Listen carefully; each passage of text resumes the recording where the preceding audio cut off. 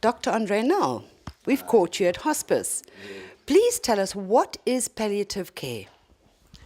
Palliative care is taking care of patients with a progressive, most often terminal, life-threatening illness. We as doctors have always been taught in medical school, save a life, save a life, save a life. Eventually everybody has to die, and nobody seems to take care of people when they are very sick and when they are busy dying, and that's what we do. We help people with cancer, HIV, any illness that is progressive and in most cases fatal at the end of the day. That's what we do.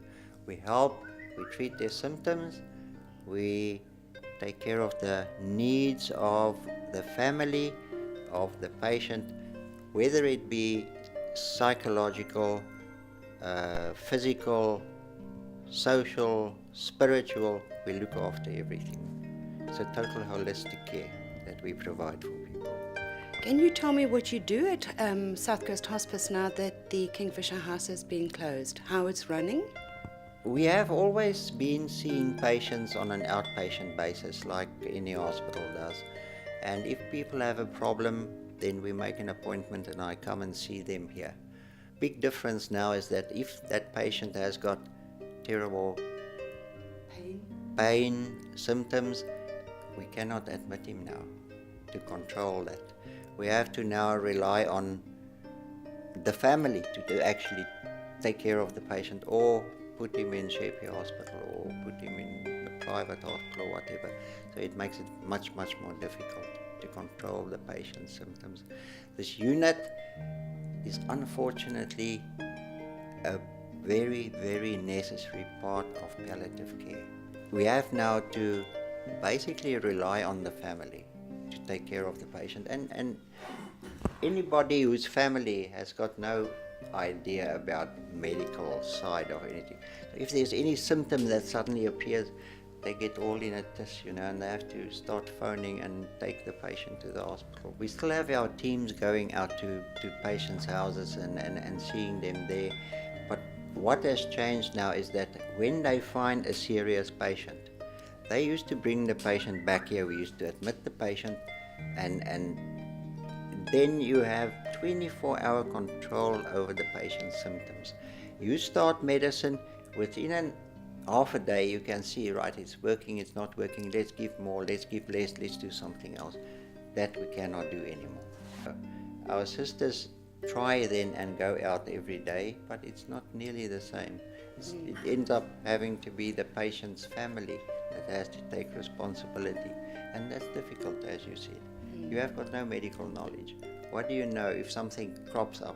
Is this serious? Is it not? What must I do? That makes it very difficult. And puts more pressure on the whole relationship of the person trying to look after the patient, and the patient knows you don't really know what you're doing, and I feel sorry for you. Right, what do we need to do to get the wing open again? We are trying to appeal to everybody in the community to try and make an effort to help us financially, because that's where the big problem is lying. That's why we had to close up the unit. We always have been running a 8-bed unit, only 8 beds for this whole community. It's a huge area, and we only had 8 beds, but it worked well. But to run a unit like that, it's about 1.5 million rand in a year. We don't receive any funding from government or any other institution. All our funding comes, our money comes from fundraising and donations from people.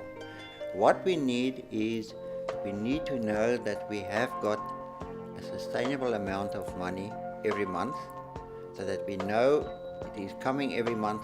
We can try and open a smaller part of the unit again. We cannot open the place if we know that it's not going to be able to be run every month for the next 5 or 10 years. We've opened the unit in 1994. It's been open all the time since then. And we go through about 300 patients in a year. Family members are being counseled here. Everything happens here. And now we had to close it. So we are still going on with our palliative care work. But the luxury of having a patient in a bed now, Easy I used to come here twice a day, morning and afternoon, reassess the patient. Pain control was better, symptom vomiting, everything was better controlled if you are here. You've got a sister that is here. It is nearly one-on-one nursing, which makes it a wonderful, wonderful place to have for a community. I don't think that any community should be without a hospice unit, because it is absolutely a very, very important part of palliative care medicine. If our patient gets severe pain, we want to admit him here. If the patient is imminently terminal on his way, we admit him here. It makes it easier for the family.